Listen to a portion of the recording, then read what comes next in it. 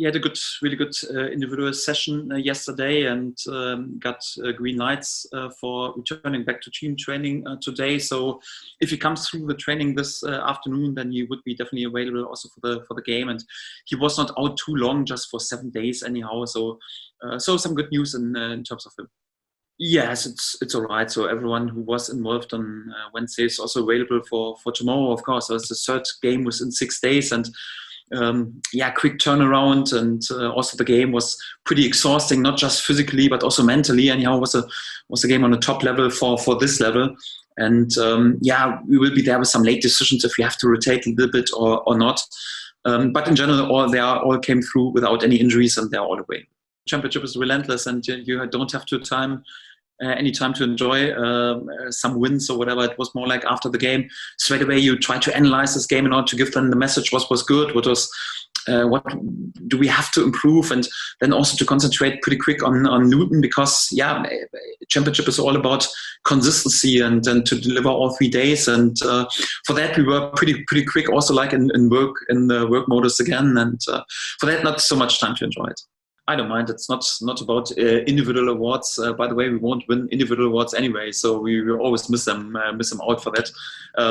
It's not about for us. Really, it's not about who is the best goal scorer, best player, best manager, or whatever. The only thing that counts is where you are. Are you over the line or under the line in the end of the season? The only thing that counts in football is more like to be successful as a team. Because all alone you can't shine. If you want to shine all alone, then you have to play with all respect tennis or golf or something like this. But if you want to shine as a team, so you just have to think about the team. And when I think, for example, about Emi, of course, he could also rest a little bit more in the game and concentrate a bit more on delivering with goals and assists. He does this without any doubt. But he's also relentless in his work for his team, in his pressing and something like this. And the same, for example, Timo Pukki. So he's not out for winning the Golden Boot again. He has won it 2 years ago and has proved that he can win each and every individual statistic. But he's just thinking about the team, and he's also there with crucial assists, although he's in promising positions. So you need to have this team spirit. That's quite important. And the only thing that matters is for each and every individual to bring the team over the line. And for that, we're not concentrated on individual awards. Exactly. So unbelievably difficult game against Luton. Good setup in general. So experienced coach also on this level. They're quite flexible. There's rarely a side who switches the base formation that often between the games, but also within the games. Unbelievably difficult to prepare for them. Right now, also there is no pressure for them, because there are many points clear of the relegation battle. So they can come to Carrow Road. They have had one more day to rest and to prepare for this game in comparison to us, for example, and they can give it a real go, and they will give it a real go. So for that, we need to be with a top-class performance and fully concentrated to give ourselves a chance to stay further on. No, Thomas Frank is a really, really honest guy, and it's more like he just said what he thinks and has in his mind in this moment, and we take this also as a compliment, and it's also okay. So no danger of mind games, or we're not worried or concerned about this, not at all. The only topic is that it's just not a fact, because with 73 points we're not through. We're not there with promotion already. We haven't won the title, so the fact is we have to win many more points, and that's just a topic.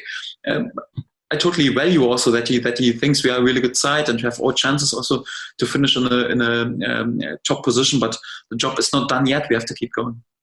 Yes, I think important and valuable minutes for them, because Örjan was out for such a long time. He's I confirmed already that he's back in team training, and we got the feeling it's good for him. Also, like, you can of course produce or try to prepare for a game.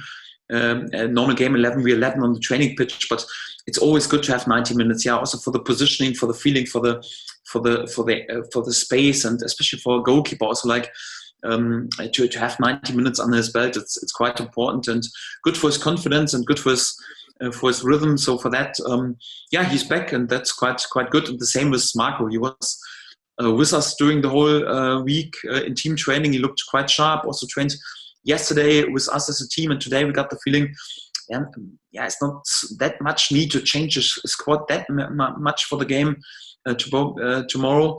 So that 90 more minutes would be beneficial for him, and it seems like yeah, at least he's scored a goal, and seems like what I've heard so far, he should be there with a good performance, and he looked also sharp during this training week. And to be honest, I think, especially because we have a normal training week next week, this will be also beneficial to him, and then he could be really, really strong also in my thoughts then for the next game day squad. Yes, and this is really my honest feeling.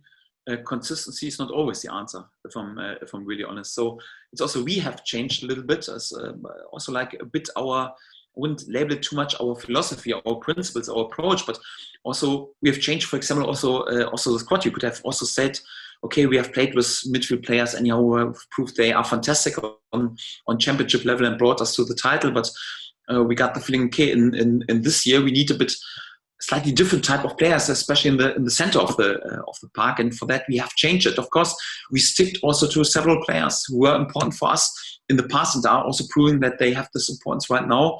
But we also brought some fresh blood into the setup. And if I'm honest, consistency is also not always the right answer if your approach and the philosophy is not the right one. So it makes no sense if you're there with the wrong approach and the wrong philosophy, and you just have to say, okay, you just have to show consistency.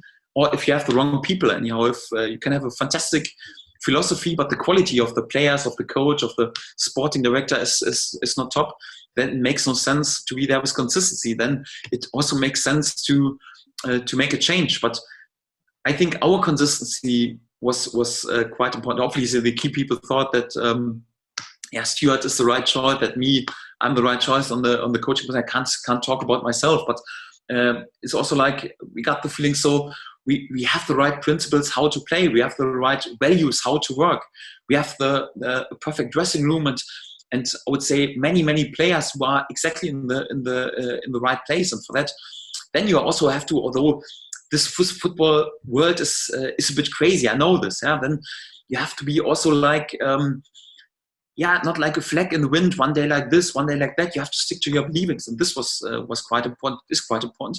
But for that, you also need the right quality, you need the right people.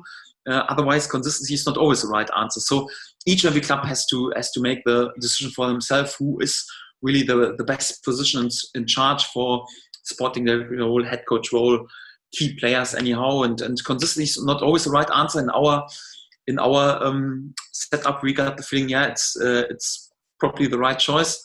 And thank God it paid off so far. If I'm honest, the most emotional is always like when the host team is singing "On the Ball City." Yeah, that's definitely for sure. And in general, so I miss our supporters that much. So football without them is not the same. Of course, the songs are great anyhow, and also, when you win such an amazing game, you want to celebrate with the supporters, and you want to feel this atmosphere. And it's difficult. If I'm honest, during the game, I'm quite often really focused, and I don't listen to them that much during the game. So it's more like after the game, someone told me, oh, this song was there, and this song was funny, and this one was great. And I always say, oh, really? I didn't realize it, because I was so focused on the game. When they then, sometimes my players, I think one time they played a song about Nyland Stiepermann, a bit like Rhythm is a Dancer, anyhow. I found the lyrics really, really funny, anyhow, and I liked it a lot.